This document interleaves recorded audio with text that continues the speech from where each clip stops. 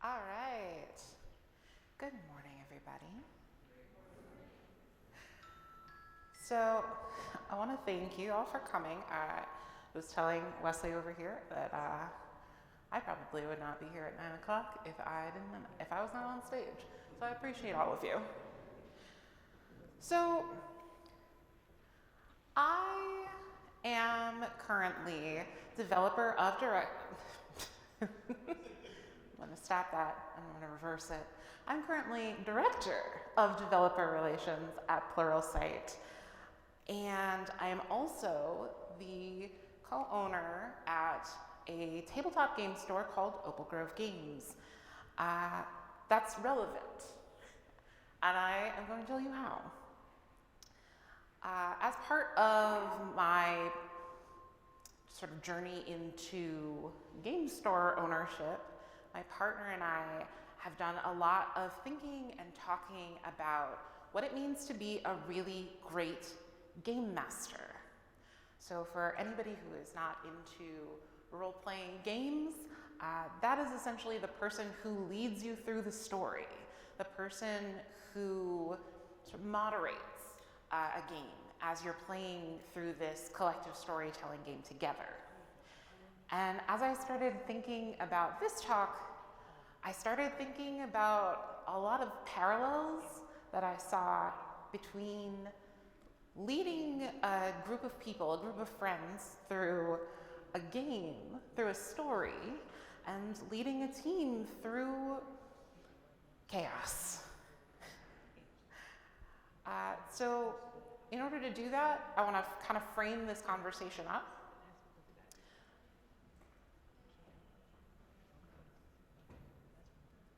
Maybe. There we go. The first thing that I think is super important. Oh, sorry. Look at that. There we go. Team member safety. It is absolutely the most important thing, your top priority as a DM or as a manager. For me and my team, that's where I start from at all times. And we're going to talk about BICEPS core needs. That's kind of a way to break down what that actually means. It's sort of easy to say, oh, I create a space, a safe space for my team, but what does that actually entail? What does that mean to your team members?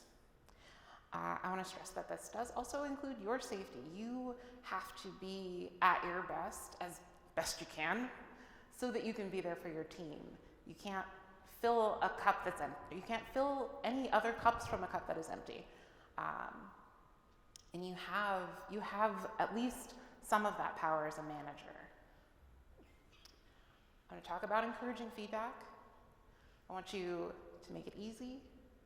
Incorporate it into your work. Incorporate it into your routine, into the fabric of your team. And when you're doing that, make sure that you're recognizing, one, that power that you have, because your institutional power absolutely plays into that relationship with feedback within your team.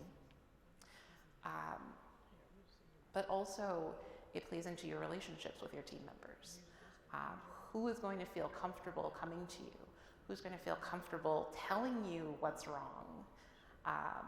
Who's going to feel comfortable pushing back when they don't agree with you? So there's a framework for kind of thinking about these needs, BICEPS core needs. And I'd highly recommend looking through these, reading more about them. You can go to Paloma Medina's website to read more about each of these. But I'm going to talk about them each in brief. So belonging is our first one. Remember I said BICEPS. This is a really helpful acronym. So belonging is your team's sense of community. Do they feel as if they are close with the group, that they belong in the group? Now, this doesn't have to mean that your team feels like everybody's friends. This isn't actually a role-playing game. You don't have to like each other, but you have to respect each other, and you have to make sure that no one is feeling excluded. Improvement, so it's our I in BICEPS. Your team wants to feel progress. They want to feel like they're moving forward. It's demoralizing to get stuck in your work. I felt that. I felt directionless. I felt like I wasn't making the moves that I should be making. And that can be really difficult to work through. And so feeling a sense of improvement. Choice is also important. Your team wants to feel like they have some agency in the work that they're doing. You're allowing them to have some choice, have some flexibility, have some influence over the work that they're doing is huge, and it can make even work that they don't enjoy feel more meaningful. And it doesn't mean that you just let anybody work on whatever they want. It means that where there is opportunity for choice, you're making sure that you're presenting that to your team. Do they have ownership over a particular domain? Do they have the ability to make decisions that matter within their sphere of expertise? Do you trust them to tell you about their particular specialty? Do you seek advice from them when you need to work on something that's in their realm? Do you rely on them for anything? Choice. Equality or fairness. So here we're talking about a lot of different aspects of fairness. We'll talk a little bit about bias and how that plays into things, but this is access to resources. So things like, are people paid fairly? Do you approach them with equal time? Do you pay attention to people equally? No one wants to feel like they're feeling left out. We're going to go back to belonging. But it's also reciprocity. Do they feel like they're able to contribute back to the team? Is everyone treated as if they're equally important? Predictability. Predictability is having some amount of certainty. This gets into what we're going to talk about today. Are there challenges that they can see on the horizon? Do they see things coming? But also, do they feel safe? Do they know that you have enough runway to keep going? And the last one is significance. Your work has to feel like it has a clear sense of purpose. You want to be able to see how your work fits into the grand scheme of things. If your company has that North Star metric, how are you contributing to it? It feels, and a lot of people will gripe about that, but having something like that, having something that they know that they're contributing to is huge. It makes you feel as if you're part of something. So, a little bit of story time. We're going to take a break for a second. When I first started working through my thoughts about this talk, I was on a cursed team. I will say that again, I was on a cursed team. I don't believe in curses. Unless you're talking about bestow curse from D&D, I was not a believer. Until I was part of this team, at every point in the year, 14 months that I was on this team, at least 60% of the team was injured at some point. At least half of the team was sick at some point. Literally 7 out of 10 had some form of surgery. We had restructuring. We had so many different structural issues within the company and our organization. And during that time, I was sort of thrust into this position as an acting director. And so I've got people that are grieving. I've got a director whom I'm replacing, and I'm not immediately sure if they're coming back.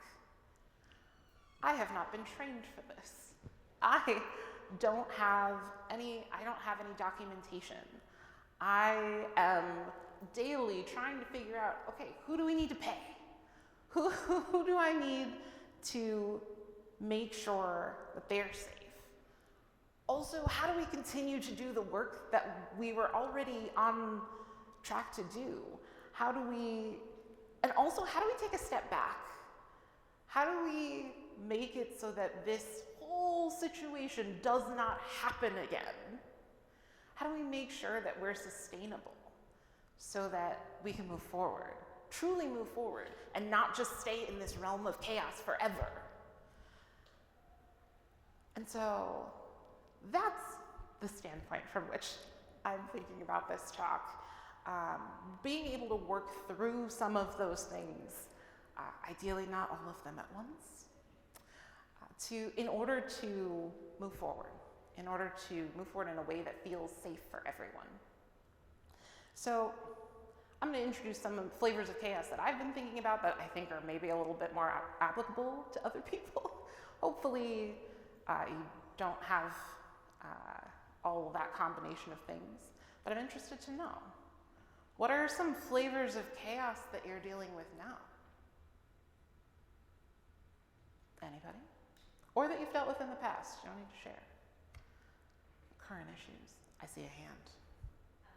Team members with very different comfort zones, different personalities, positions in terms of structure versus like. So team members with very different comfort zones and very different positions in the organization, and different needs that come from that. Mm-hmm. And that? Changing product plans based on what's happening in generative AI. Yep, absolutely. Changing product plans based on everything that's happening with generative AI. That sounded like that struck a nerve, for sure. Waterfall timelines. Waterfall timelines.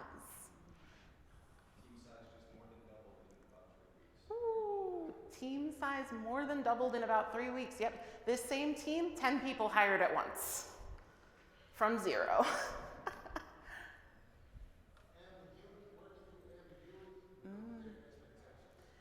Working through ambiguity and unclear expectations. Going back to that predictability. It's so important. Absolutely. All of these things contribute to this sense of chaos, this feeling that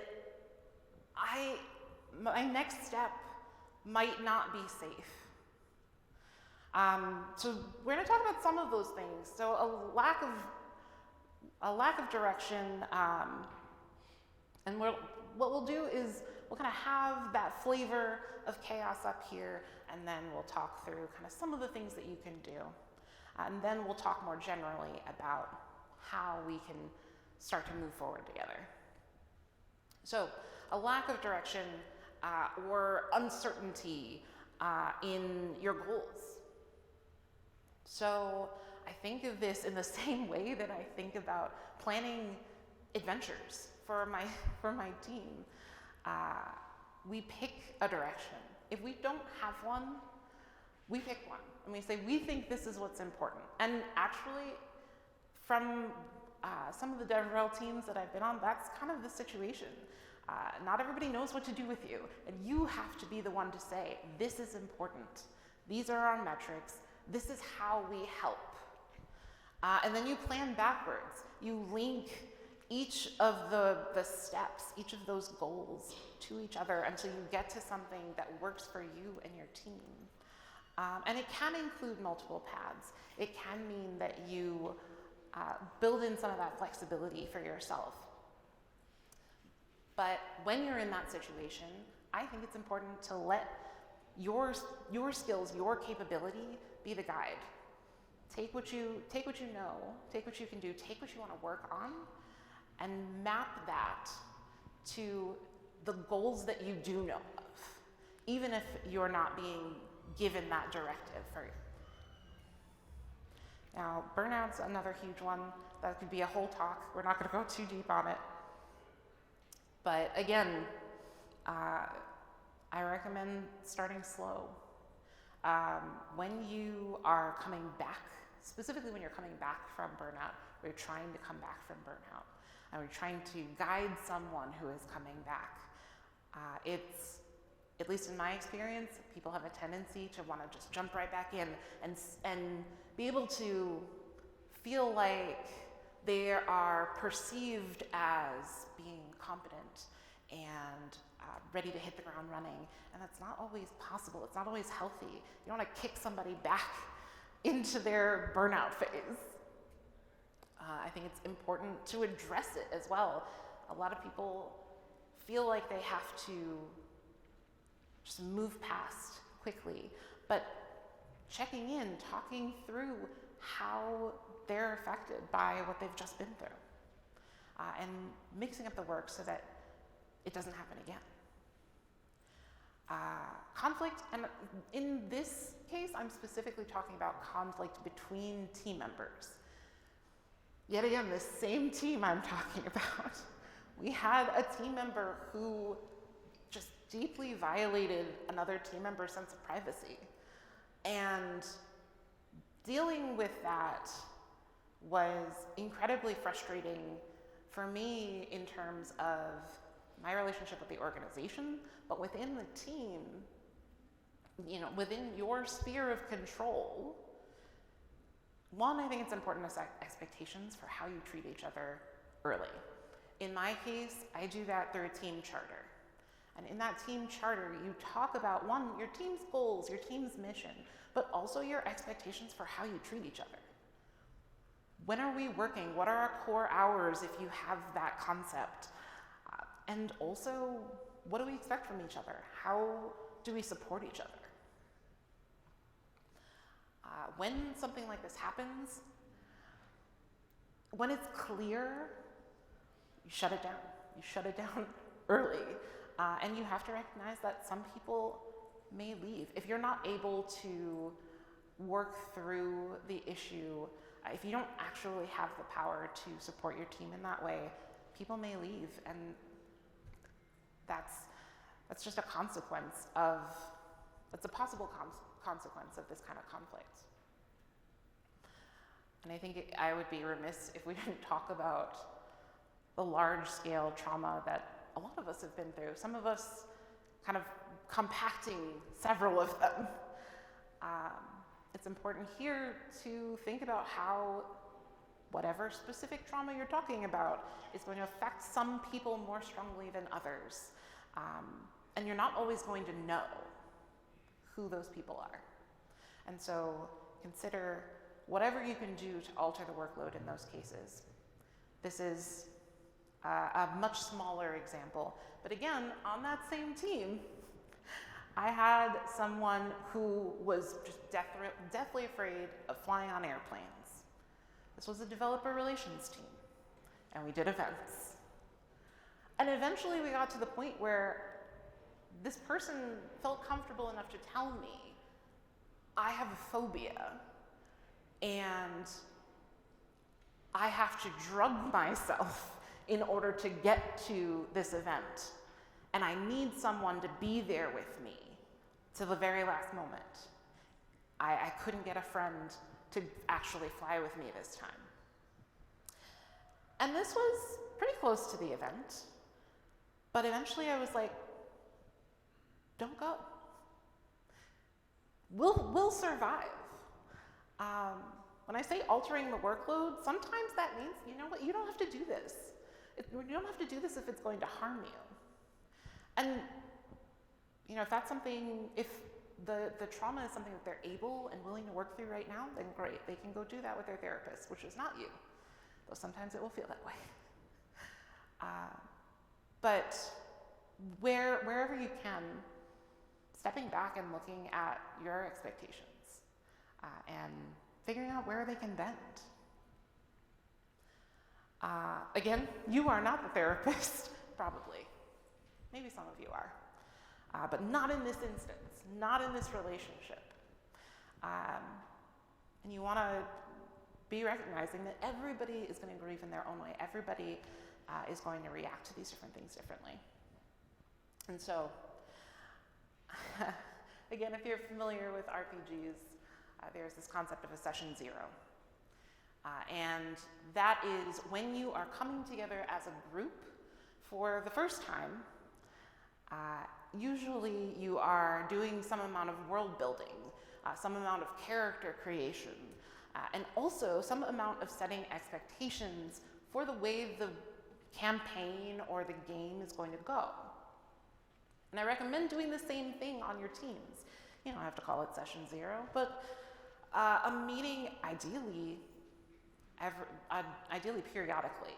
Maybe that's quarterly for you, maybe it's biannual, but checking in to reset those expectations, reset those boundaries, and discuss your goals as a team and individually.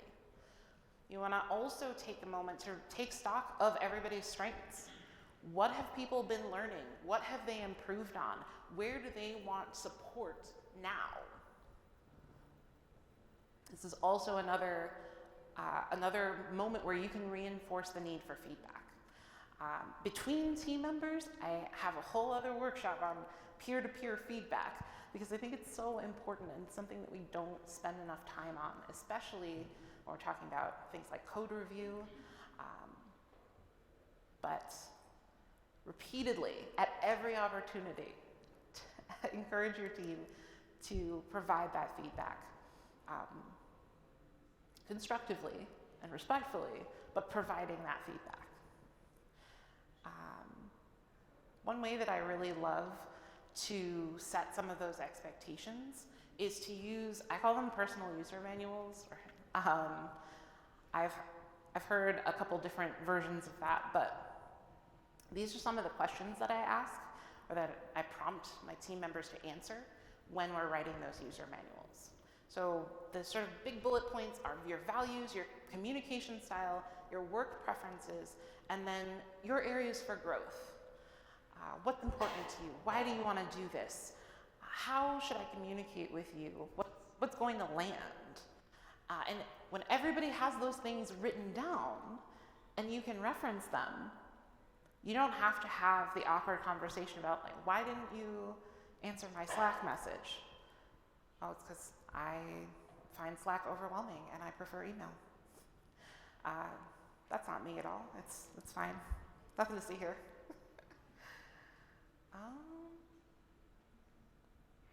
Also, preferences. What brings you here? What do you enjoy about this?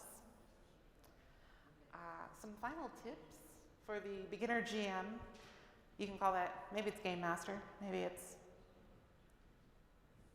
game manager. When I say balance preparation and improvisation, I mean be flexible, but also know where you're trying to go.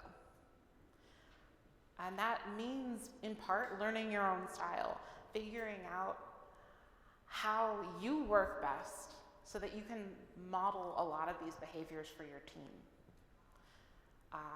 Trusting your reports and trusting yourself. You don't have to know everything, and that's part of why you have a team. And for a lot of you, these people are going to be experts in something, and you can rely on them. In the game context, I don't need to know every single rule, but I can trust that each of my players understands the rules as they pertain to their character. Or I should be able to.